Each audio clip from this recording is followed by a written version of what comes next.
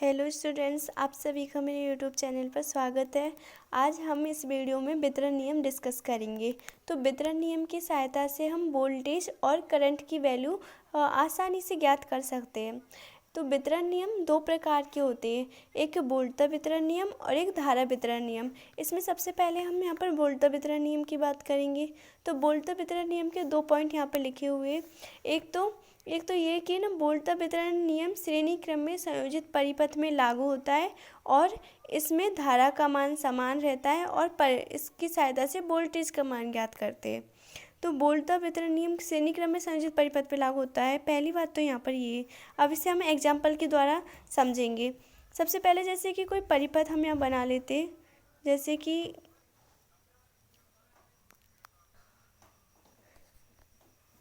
कि हमने यहाँ पर एक परिपथ बनाया है। इस परिपथ में एक विद्युत स्रोत, एक बैटरी जोड़ी है BS, इसका ये पॉजिटिव टर्मिनल है और ये नेगेटिव टर्मिनल है। इस परिपथ में चार प्रतिरोध श्रेणी क्रम में जुड़े, एक R1, एक R2, R3 और R4।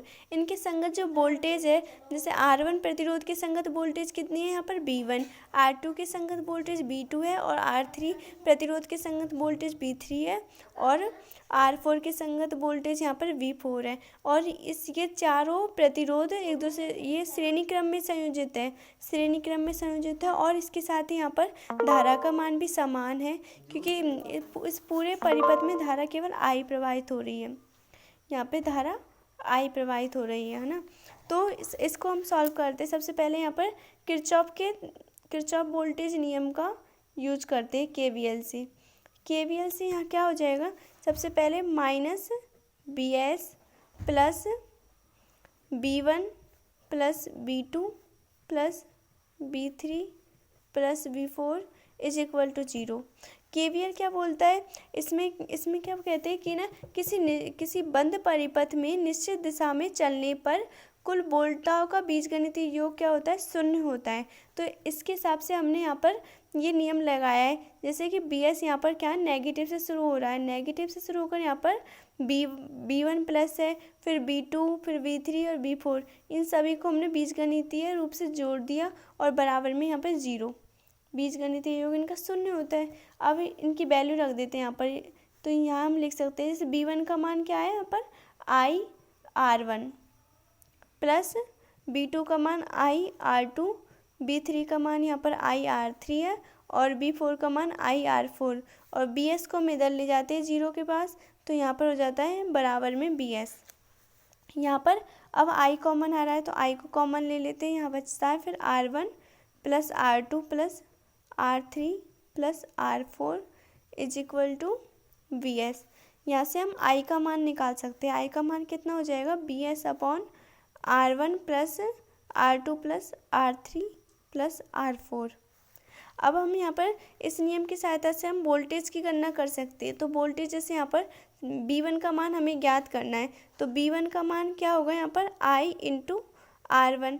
I का मान हमने निकाल लिया और यहाँ पर R1 यहाँ पर प्रतिरोध दे रखा है, तो यहाँ पर B1 का मान कितना हो जाएगा, I का मान BS अपॉन में यहाँ पर R1 plus R2 plus R3 plus R4 into में यहाँ R1।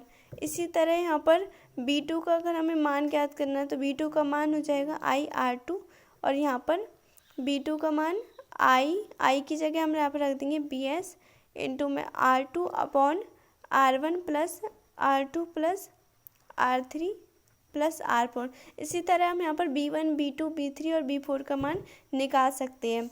यहाँ पर कैसे ज्ञात किया है, जैसे कि हमें B1 का मान निकालना है, तो इसके लिए सबसे पहले हमने जो विद्युत स्रोत जोड़ा है यहाँ पर BS, उसे लिखते हैं और इसके अपॉन में क्या लिखा है यहाँ पर, टोटल जो प्रतिरोध है, ये सारे प्रतिरोध श्रेणी क्रम में, तो प्रतिरोधों को श्रेणी क्रम से हमने यहाँ पे जोड़ दिया, R1 plus R2 plus R3 plus R4। इस तरह से हमने टोटल प्रतिरोध यहाँ जोड़ दिए और B1 के संगत जो प्रतिरोध है उसे यहाँ लिखते हैं R1। इस तरह से हम यहाँ पर B1 का मान ज्ञात कर सकते हैं। B2 का मान भी इसी तरह ज्ञात किया, जो विद्युत स्रोत जोड़ा है BS, उसकी गुणा में क्या लिखा है यहाँ पर R2, यानी कि B2 के संगत जो प्रतिरोध है वो, और अपॉन में टोटल प्रतिरोध, जो श्रेणी क्रम में जुड़ा हुआ है। इसी तरह हम यहाँ पर B3, B4 इनके भी मान ज्ञात कर सकते हैं। ऐसे हम एक एग्जाम्पल के द्वारा समझते हैं। जैसे कि यहाँ पर एक एग्जाम्पल है, इसमें जो विद्युत स्रोत जुड़ा हुआ है, विद्युत स्रोत कितनी वोल्ट का है, यहाँ पर 10 वोल्ट का हमने वोल्ट स्रोत जोड़ा है। और इसमें प्रतिरोध लग रहे हैं यहाँ पर R1, R2, R3, जिसमें R1 की वैल्यू 3 ओम, R2 की वैल्यू 5 ओम है और R3 की वैल्यू 7 ओम है। और इस परिपथ में धारा जो बह रही है वो कितनी है, धारा जो प्रवाहित हो रही है वो है यहाँ पर 1 एम्पियर। 1 एम्पियर यहाँ पर धारा प्रवाहित हो रही है। तो यहाँ पर हम वोल्टेज डिवीजन रूल लगाते हैं। वोल्टेज डिवीजन रूल से हम यहाँ पर जैसे R1 प्रतिरोध के संगत हम वोल्टेज का नाम दे देते B1, R2 के संगत वोल्टेज B2 और R3 के संगत वोल्टेज यहाँ पर B3। तो यहाँ पर हम B1, B2 और B3 के मान वोल्टता वितरण नियम से ज्ञात करेंगे। तो वोल्टता वितरण नियम से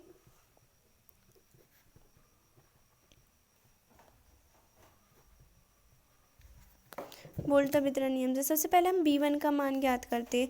तो B1 का मान कैसे ज्ञात करेंगे, यहाँ पर हम सबसे पहले तो जो विद्युत स्रोत दे रखा है वो कितने वोल्ट का, 10 वोल्ट का, उसे लिखते हैं 10 वोल्ट गुना में फिर यहाँ पर B1 के संगत प्रतिरोध, B1 के संगत प्रतिरोध कितना है यहाँ पर R1। तो यहाँ पर R1 अपॉन में टोटल जो प्रतिरोध होगा इस पूरे सर्किट में वो कितना है, R1 + R2 + R3, यानी कि 3 ओम + 5 ओम + 7 ओम, यानी कि 3 + 5 + 7। यहाँ पर R1 की वैल्यू रख देते हैं अब, तो 10 गुना, और यहाँ पर R1 का मान कितना है 3 ओम, अपॉन में यहाँ 7 × 5 = 12, 12 और 3 = 15। यहाँ पर B1 का मान कितना आ जाएगा फिर 30/15, यानी कि 2 वोल्ट। B1 का मान हमने निकाली, यहाँ पर कितना आया 2 वोल्ट। इसी तरह हम यहाँ पर B2 का मान निकालेंगे। तो B2 का मान कितना हो जाएगा, सबसे पहले तो जो वोल्टेज स्रोत दे रखा है वो 10 वोल्ट का है, उसे लिखते हैं। फिर B2 के संगत प्रतिरोध, यानी कि कितना दे रखा है, B2 के संगत प्रतिरोध यहाँ पर 5 ओम का है। तो 5 ओम अपॉन में टोटल जो प्रतिरोध है इसमें वो कितना है 3 + 5 + 7, यानी कि 15। तो यहाँ कितना हो जाएगा फिर से 50/15 वोल्ट, यानी कि इसका मान हो जाएगा 3.3 वोल्ट। इसके बाद हम B3 का मान निकालते हैं। तो B3 का मान इस तरह हो जाएगा, जो वोल्टेज स्रोत लगाए 10 वोल्ट का और B3 के संगत प्रतिरोध 7 ओम अपॉन में टोटल प्रतिरोध 15, यहाँ हो जाएगा 70/15, यानी कि 4.6 वोल्ट। इस तरह हम वोल्टता वितरण नियम का उपयोग करके वोल्टेज का मान ज्ञात करते हैं। Thank you.